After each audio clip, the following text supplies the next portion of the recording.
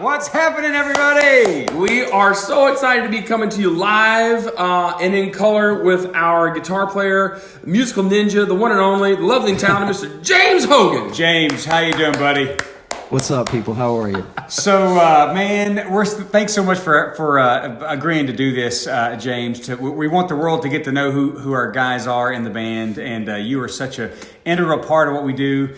And we just want to introduce the world to the one and the only James. The one and only. There he is. Well, I appreciate that. So where are you coming to us live from? I'm coming live from Duval County, Florida, right now, also known as Jacksonville, Florida. That's where I live currently. Right on. Are you from there originally? No, I'm from Daytona Beach, Florida, originally. Right on. And, right on. How long you lived in deep, Jax? Deep roots down there. What's that? How long have you lived in the Jax area? I've been in Jacksonville for about 22 years now. So you've been here for a minute. I want to tell people that, in my humble estimation, musicians, we all kind of have our thing, and James has heard me say this before. Like certain people. And it seems like, I guess all of us, I want to say specifically guitar players, but maybe we all have a thing that we do really well, right? Mm-hmm. I mean, like certain guys play this kind of music well or this kind of music really well, and that's their thing. And for us, when we need a guitar player, we need someone that's really versatile. And in our experience over the last 15 or 20 years, we haven't found as many guitar players that can do all the things that we need him to do. Obviously, we need him to add that chunk, make it swing in the big band. Also be able to read the chart, not step in every hole, because there's a lot of stops and starts, and there's not a lot of guitar players that can do all that. But then we also need a guitar player that can just kick it into another gear and hit a pedal and make it scream like Juan Roland plays on the saxophone. And James Hogan is one of the few people that can do that. That's right. That's right. I appreciate that. Thank you. Well, tell us where all this vast knowledge comes from. Where'd you get started? How did you wind up with this instrument in your hands? I guess, all of it came from just being a guitar nerd, I guess, really is what it comes down to. But like I said, I grew up in Daytona Beach, and that's the home of Dwayne and Greg Allman. Okay. Nice. So that influence was really big around the house as a kid, along with a lot of great blues musicians. And, it was like the golden era for guitar. So anything on the radio was guitar driven. So there was a lot of that around the house. I have two older sisters. One of them was really into heavy metal, and the other one was really into R&B and funk. Yes. So we had records all over the place, and I just would listen all the time, and that's great. I just fell in love with that sound from probably day one, as far as I can remember. Dwayne Allman's guitar tone on Statesboro Blues from Live at the Fillmore East was like, it's just in my brain. Sure. It's funny. That's the second Allman Brothers reference. I mean, that was a big part of our musical background, and it's the second time that the Allman Brothers have already come up in our short little interviews with our guys. So obviously, starting out with the blues, starting out with some rock and roll stuff. How did you make the transition to, well, first of all, you still play that kind of music, which is great, but you also include this other crazy animal with the jazz guitar. How did you kind of mature, let's say, into include that in your bag of tricks? Yeah, well, when I started playing guitar, it was all, all that, the Allmans and everything was really early on. That's kind of piqued my interest, I guess you would say. But early teens, probably, something like that? Teens, it was all Van Halen. Okay, of course. For good reason. Yeah, Van Halen and Yngwie Malmsteen, like White Snake. Yes, I'm with you. Dio. Man, I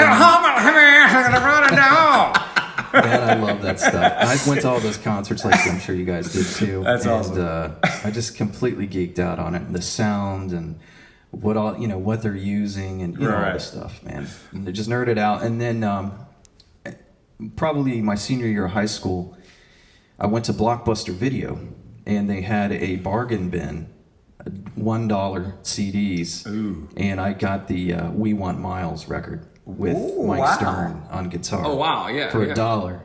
And the same week, someone gave me a Tribal Tech CD, which is Scott Henderson and Gary Willis. Yeah, dude, that's heavy. It was Tribal Tech Illicit, and those two records just blew my mind. And it was rock, but it had all this other stuff in it too, And the Miles record was jazz, more jazz, I would say, but with Mike Stern ripping out rock guitar on top of it. So that's what got me into wanting to check out and figure out what the heck was going on there. Oh, man. And then I got really into, bebop, Charlie Parker in particular, and Sonny Stitt, Sonny Rollins, and all these great musicians. And I was living in Los Angeles around that time, early 20s. And then, so rock, doing big rock concerts and sessions and things like that, and then at night I would be listening to jazz and trying to figure that out. So you had a somehow you wound up from Daytona, Florida to L.A. I think there's some kind of crazy hairband story that goes in there. Somehow you wound up in California. Yes, it's not like you did a little bibbidi bobbidi boo. We're leaving out a big chunk here. You had you had some stuff. You had some a lot in between there. Yes. So talk to us a little. We know that you have got that you've got some liner note credits with some pretty heavyweight names. Probably far more than the rest of any of us, which is so talk a little bit about that. We got each other, which that's really, clear. It's bigger than anything. Think about it. So talk about some of the people you played with back in that time. I was just thinking, I still wish I was playing with my friends from 7th grade. I'm sure those guys are killing it. So bad. That inspired me probably more than anyone to get good at guitar. But anyway, and that's true, man. Everybody in my junior high school was like a badass. That's awesome. Drummer or guitarist or bassist or whatever, and we pushed each other. Wow, that's great. And anyway, I was playing in rock bands in high school, and I was in a rock band called the Dream Police. Sweet. I like it. Yeah, I like that. Yeah, man, we were full on like glammed out with the. All the stuff. We're gonna need pictures, photographs, hair, earrings. No chance those are coming out. Makeup. Those are staying in the vault, man. Staying in the vault. No, I didn't do makeup, but I definitely had the hair, like the real rock star hair and the whole thing. And then we actually got a pretty good following in high school. And by the time I graduated high school, I'd already toured from Key West all the way up into Canada, the whole East Coast. Oh man, that's huge. And my parents were really cool too, by the way, to let me do that. No, Going sure. with a bunch Good grief. as you know what that's like in a van out on the road. Oh yeah. And so at an early age, like 16, 17 years old, we were playing all the way up. That's a kid's dream, man. My grades kind of suffered for that. Well, the Dream Police parlayed you into some other big things, didn't it? That's it. So being able to be having a lot of exposure, touring around in all these clubs, people heard me. And I was shedding like crazy. Yeah.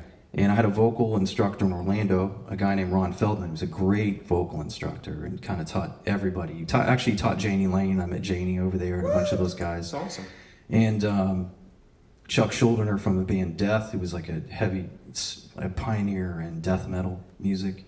Wow. So we all kind of went over and studied with Ron, and just word got out about me. And I got called by Tom DeFile from Saigon Kick to go audition for a band and a project he had going on in LA. Wow. So I flew out to LA and had to audition against like 100 guys and got the gig. Sweet. It's awesome. Yeah. Yeah. And I was like 20 years old. All right. Well, 21. and through that you saw the world. You did all kind of amazing stuff. And I did, yeah. Talk to me about how at some point you had a come to Jesus moment about what you really wanted to do with your life, perhaps. I'm guessing that. And then you jumped into the studying jazz heavy, right? Yeah, we got dropped from our label. That'll do it. That'll do it. So, we was living in LA and had a great place in the Hollywood Hills right above the Hollywood Bowl, as a matter of fact. Brilliant place, right? And then the label put us up and we're dropped, and then I'm living in the valley in Sherman Oaks. You're top of the mountain to the bottom of the valley. Dude, I mean, and LA is amazing. If you have money, it's unbelievable. Yeah. And if you don't have money, it sucks. So I promised my parents that if it didn't work out, that I would go back to school. I was starting to get really into jazz and stuff at the time. I went and did I started getting called for sessions too while I lived out there. Oh wow, sweet. So I got called to do a session, and my reading was pretty good. And then they wanted me to do a jazz, like quasi jazz solo. Sure. And I had pretty good ears, so I could ear it out, but I was faking it like crazy. Man. And I just remember feeling like a little insecure about it, and I was like, man, I don't want to ever have this happen again. I felt really confident in the other style, but with that stuff, I knew I was just completely fooled. So that was the thing. That was the kind of epiphany that I needed to. And you ended up really study. And you ended up at North Florida University. With Barry Green was your teacher, I suppose. That's right. Yeah. Met Barry. We hit it off like crazy. I was wanting to come back to school, and I was living in Chicago at that time. You know, I wanted to go back to school and really wanted to learn how to play that stuff. So. I would say that you accomplished that. You know, some days. Well, you've established yourself as a very versatile player, and I mean that's kind of what we value is somebody who can just play everything. And you can do it all. As we said from the beginning, we don't need just a straight jazz guy, and we had a lot of straight jazz guys, straight jazz guys, a lot of and jazz guys, and jazz guys. It's worked out okay, but those guys just they can't. They're just not a good fit. I mean, lots of the tunes like New Orleans Rain and Power of Love, they just require and they honestly require a lot of soul, man. That's what we value in the Fabulous Equinox Orchestra is people who play with soul. That's part of the reason why Juan Roland is such a point guard for us. And you are one of the guys that can do that. I mean, obviously, you know, our guy Rick Lawler, who we love, is cut from the same stone. You guys both are equally proficient wherever you're stuck, which I know makes He's another Florida boy too. Yeah, he is. He is. Well, so tell us what your married, kids. What's your life story here? Yeah, been married for going on 21 years now. Lovely wife, Ellie. Nice. Awesome. Have 2 beautiful children. Actually, one of them's an adult now. Crazy. It's horrifying. Yeah, it is scary, and I have a daughter on her way. So that's she's in high school and it's now. awesome. We know you're also one of the other reasons I love you is you're into hot rod motorcycles. I know this about you. Yeah, vintage motorcycles, old Triumphs and Bull Tacos and those kind of things. You got the whole bag, man. Well, I see. I know you've got an incredible arsenal of musical weapons that you can call on.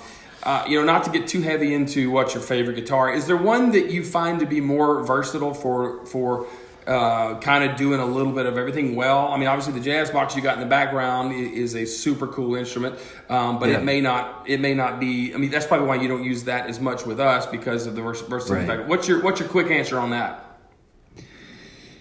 I would say 335 Telecaster, Les Paul Stratocaster. Any of those. Awesome. I can cover anything with any of those. Any of those. Well, we'd be remiss if we didn't ask you to blow a few bars on that bad boy you got in your hand there. What you got for us? Can you hear that? Yes. Yeah, go ahead.